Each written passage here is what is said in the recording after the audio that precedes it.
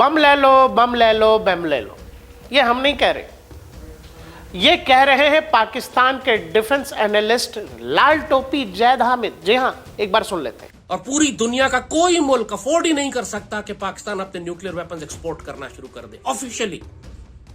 वो रोते हुए आएंगे, खुद आएंगे, अच्छा भाई कर्जे मत अदा करो, लो कितना चाहिए तुम्हें तुम ले लो, लेकिन तुम अपने न्यूक्लियर वेपन एक्सपोर्ट मत करो। लेकिन टेक्नोलॉजी हमारे पास दुनिया की बेहतरीन है, जो अल्लाह के फजल से पिछले 40-50 साल में हमने बनाई है। मैं इसको क्यों नहीं एक्सपोर्ट कर रहे, या कम से कम एक्सपोर्ट करने का थ्रेट ही दे दो यार। आप निगोशिएट करने वाला कोई हो ना यहाँ पर, तो हम पूरी दुनिया के दांत तोड़ सकते हैं। किसी की मजाल नहीं है कि हमें पाकिस्तान को थ्रेट करें।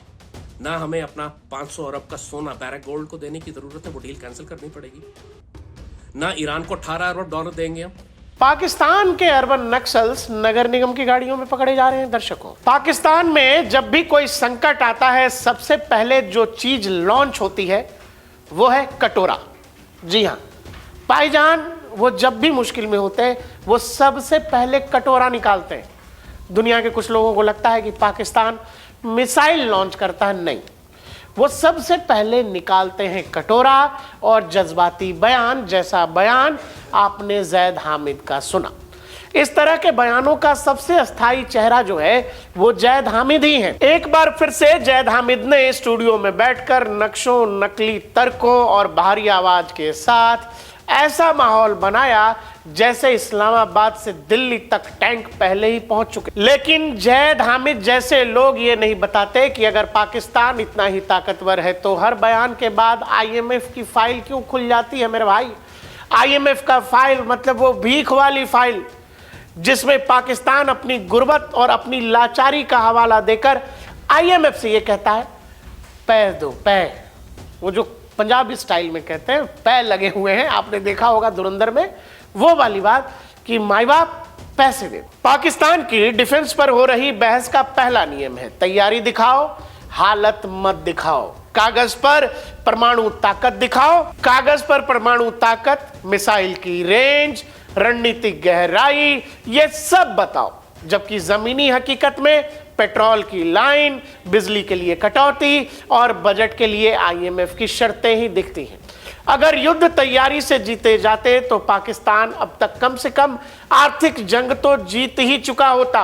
पाकिस्तान की माली हालत क्या है, पाकिस्तान किस कदर परेशान है, पाकिस्तान में गुर्बत का हाल क्या है, ये खुद वहां के प्रधानमंत्री शहबाज शरीफ से सुनिए। जनाब, मेरे आप बड़े भाई हैं और मुझे बड़ी शर्म आ रही, लेकिन मजबूरी है हमारी।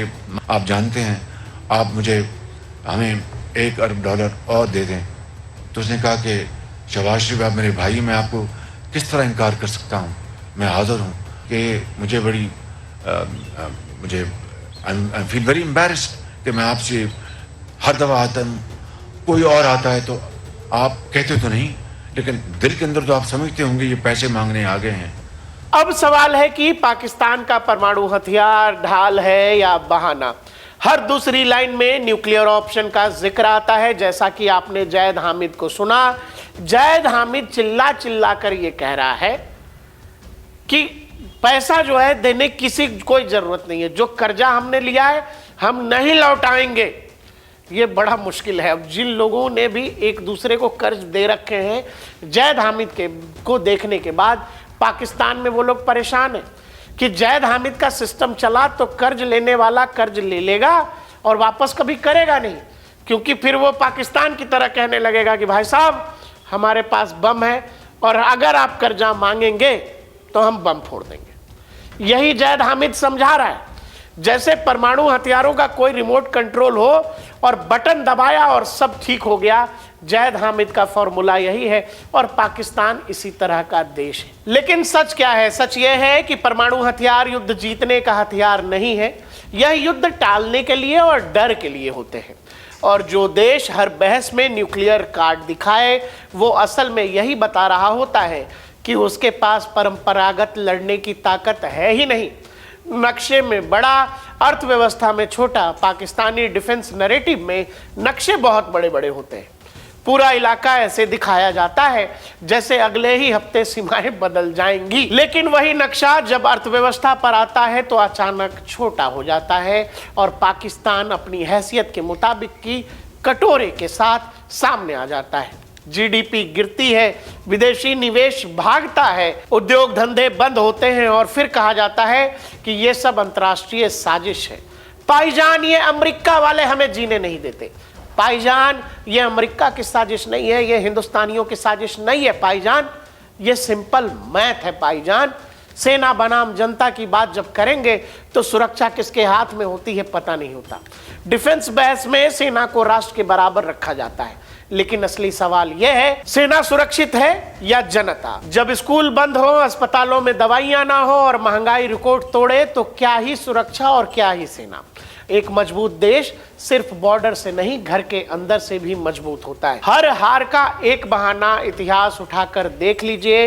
हर असफलता के बाद एक कहानी लेकर तैयार पाकिस्तान हर बार ऐसे ही मिला है। कभी अमेरिका ने धोखा दे दिया, कभी चीन ने देर कर दी, कभी मुस्लिम दुनिया से मदद नहीं आई और भारत तो हमेशा पाकिस्तान की बर्बादी चाहता ही है। लेकिन कभी ये सवाल इन रहनुमाओं ने अपने आप से नहीं पूछा कि हमने खुद क्या गलत किया या पाकिस्तान की आवाम के साथ हम न्याय कर रहे हैं या नहीं। जब आत्ममंथन की जगह आत्ममुग्धता आ जाए, जैसे कि जैद हामिद के साथ है, तो फिर ऐसा ही होता है। तो रणनीति नहीं, केवल शोर पैदा होता है। टीवी स्टूडियो बनाम युद्ध का क्षेत्र। पाकिस्तानी डिफेंस एनालिसिस की सबसे बड़ी समस्या यही है, स्टूडियो और जमीन का फासला। स्टूडियो में हर जंग पाकिस्तान जीत जाता है, आवाज भारी रहती है, भाषा आक्रामक होती है, जीत सुनिश्चित रहता है।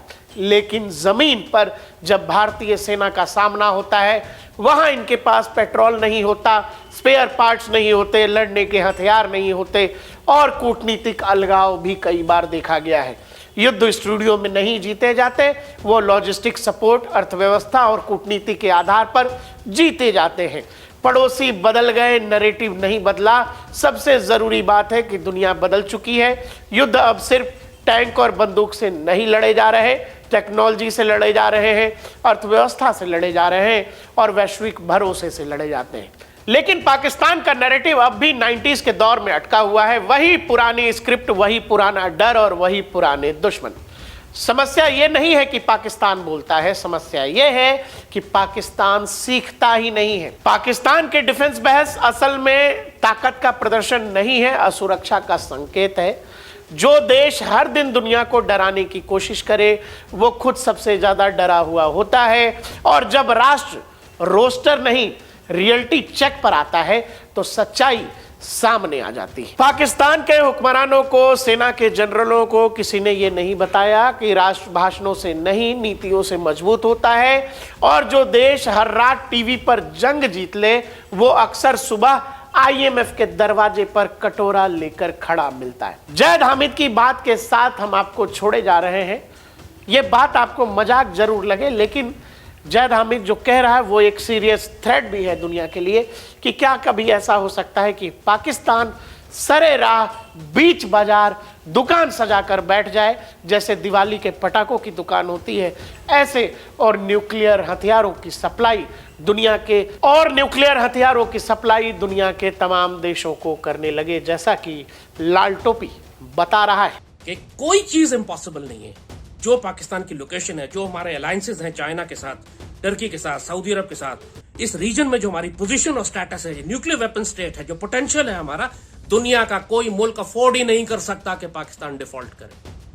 और पूरी दुनिया का कोई मुल्क अफोर्ड ही नहीं कर सकता कि पाकिस्तान अपने न्यूक्लियर वेपन्स एक्सपोर्ट करना शुरू कर दे ऑफिशियली।